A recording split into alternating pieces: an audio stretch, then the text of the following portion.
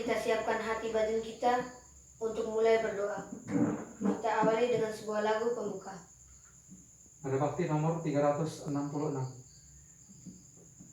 Ya Tuhan, kami datang meskipun hati gersang, karena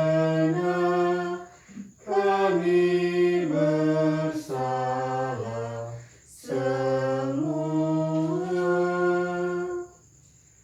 Pada Dikau, pada teman, pada kawan serta lawan, karena kami bersalah semua. Dalam nama Bapa dan Putra dan Roh Kudus. Amin. Semoga Allah, Bapa yang Maha Pengasih, dan rahmat serta damai Tuhan kita Yesus Kristus senantiasa beserta kita semua, sekarang dan selama-lamanya.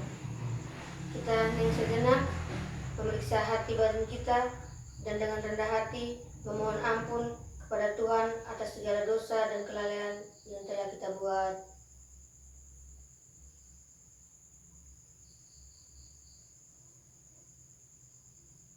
Saya mengaku Kepada Allah yang Maha Kuasa dan kepada saudara sekalian, bahwa saya telah berdosa dengan pikiran, perkataan, dengan perbuatan dan kelalaian. Saya berdosa, saya sungguh berdosa. Oleh sebab itu saya mohon Kepada Santa Maria, kepada para malaikat dan orang kudus, dan kepada saudara sekalian, supaya mendoakan saya kepada Allah Tuhan kita. Semoga Allah yang Maha Rahim mengasihani kita, mengampuni dosa-dosa kita, dan mengantar kita ke hidup yang kekal. Amin. Marilah kita berdoa.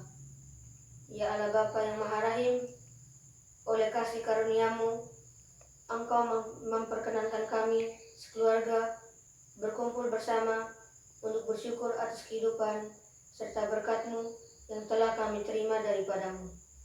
Selama seminggu ini, kami mohon semoga kami tetap mengarahkan hidup kami dan selalu berpaut kepadamu, sumber hidup dan kebahagiaan kami, demi Kristus Tuhan kami. Amin.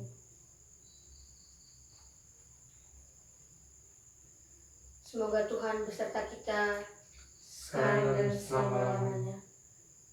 Ini Injil Tuhan kita Yesus Kristus menurut Yohanes. Dimuliakanlah Tuhan. Yesus memberitakan kematiannya. Di antara mereka yang berangkat untuk beribadah pada hari raya itu, terdapat beberapa orang Yunani. Orang-orang itu pergi kepada Filipus yang berasal dari Betsaida di Galilea.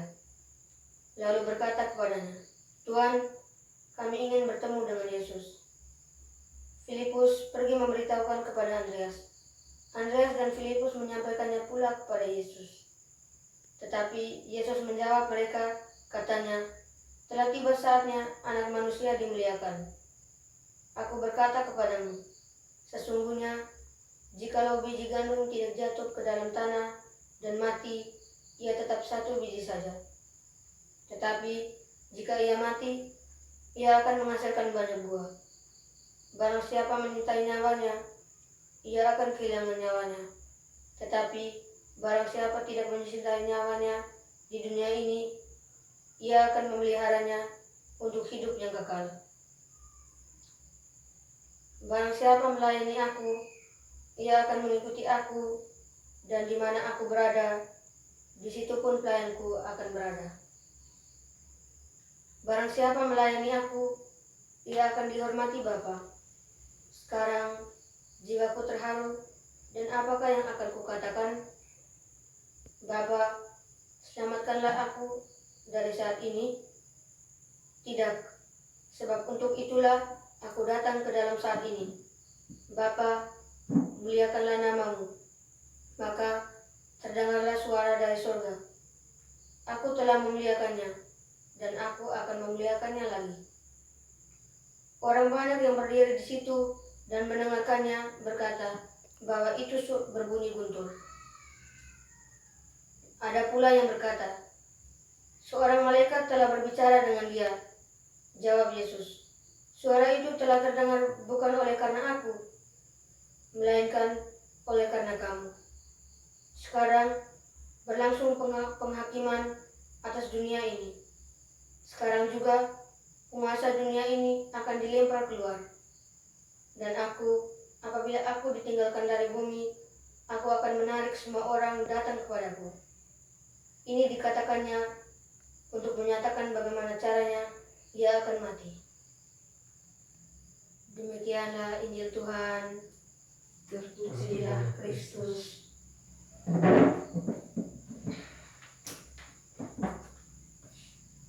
Bapak Mama, mari kita mendengarkan renungan singkat. Pepatah mengatakan, apa yang kita tuai adalah apa yang kita tanam. Pepatah tersebut menunjukkan bahwa hukum sebab akibat sering terjadi dalam kehidupan kita. Dengan demikian, orang didorong untuk selalu berpikir terlebih dahulu sebelum mengambil suatu keputusan, supaya pilihan yang ditentukannya membawa berkat. Hari ini, Yesus memberitahukan tentang kematiannya kepada para murid. Dia mengatakan, jikalau biji gandum tidak jatuh ke dalam tanah dan mati, ia tetap satu biji saja. Tetapi jika ia mati, ia akan menghasilkan banyak buah. Yesus tahu apa yang menjadi tujuan hidupnya dan konsekuensi atas apa yang dipilihnya. Yesus siap untuk berjuang, bekerja, dan berkorban supaya tujuan hidupnya untuk membebaskan manusia dari dosa dapat terlaksana. Yesus berbicara tentang kematiannya sebagai satu pemulihan dan bukan sebagai suatu tragedi. Dia mengajarkan kepada kita bahwa jalan mencapai keberhasilan adalah melalui penderitaan dan kematian, sehingga dapat menjadi peristiwa penebus akan dosa manusia sekaligus memulihkan hubungan antara manusia dengan Allah penciptanya. Tuhan memberkati. Amin. Marilah kita menyatakan iman percaya kita kepada Tuhan yang Maha Kuasa dengan doa aku percaya. Aku percaya akan Allah Bapa yang Maha Kuasa, pencipta langit dan bumi, dan akan Yesus Kristus Putra yang Tuhan kita, yang dikandung dari Roh Kudus, dilahirkan oleh perawan Maria, yang menderita sengsara dalam pemerintahan Pontius Pilatus, disalibkan, bangkit dan dimakamkan, yang turun ke tempat penantian, pada hari ketiga ia bangkit dari antara orang mati, yang naik surga, duduk sebelah kanan Allah Bapa yang Maha Kuasa. Dari situ akan datang mengadili orang hidup dan yang mati. Aku percaya akan Roh Kudus, gereja Katolik yang kudus, persekutuan para kudus, pengampunan dosa, kebangkitan badan, kehidupan yang kekal. Amin. Doa umat. Marilah dengan penuh iman kita memanjatkan doa-doa permohonan kita kepada Allah Maha Pengasih. Bagi Bapa Suci dan para uskup, semoga Allah selalu menunjukkan kepada para gembala gereja jalan mana yang harus ditempuh dalam keadaan masa yang sulit. Marilah kita mohon, kabulkanlah doa kami ya Tuhan. Bagi gereja yang kita cintai, ya Bapa, bantulah gerejamu agar tidak terperangkap dalam kekuasaan yang tidak memperhatikan keadilan. Marilah kita mohon, kabulkanlah doa kami ya Tuhan. Bagi bangsa kita, ya Bapa, bantulah agar bangsa yang membawa kebebasan manusiawi dan martabat kepada semua orang. Marilah kita mohon, kabulkanlah doa kami ya Tuhan. Bagi kita yang berkumpul di sini, ya Bapa, semoga kami tidak terkurung dalam hal kepentingan pribadi, melainkan benar-benar bersatu dan bebas dalam Kristus yang dapat menjadi komunitas pelayan. Marilah kita mohon, kabulkanlah doa kami ya Tuhan. Ya Bapa, demikianlah doa-doa yang kami panjatkan, dan sudi kiranya Engkau mengabulkannya. Demi Tuhan kita Yesus Kristus, yang hidup dan berkuasa bersama Dikau, kini dan sepanjang masa. Amin. Mari kita satukan doa dan permohonan, serta wujud tobat kita dengan doa yang diajarkan Yesus kepada kita. Bapa kami yang ada di surga, dimuliakanlah namamu, datanglah kerajaanmu, jadilah kehendak-Mu di atas bumi seperti di dalam surga. Berilah kami rezeki pada hari ini, dan ampunilah kesalahan kami, seperti kami pun mengampuni yang bersalah kepada kami. Dan janganlah masukkan kami ke dalam pencobaan, tetapi bebaskanlah kami dari yang jahat. Amin. Doa penutup. Marilah kita berdoa. Allah Bapa kami, hati kami telah Engkau kuatkan dan teguhkan kepada sabda Putra-Mu. Kami mohon, semoga kami dapat menghayatinya dalam kehidupan kami setiap hari, sehingga nama-Mu yang kudus kami muliakan senantiasa, kini dan sepanjang masa. Amin. Semoga seluruh hidup kita serta istirahat malam kita senantiasa dilindungi, dibimbing, dan diberkati oleh Allah Bapa yang Maha Kuasa, dalam nama Bapa dan Putra dan Roh Kudus. Amin.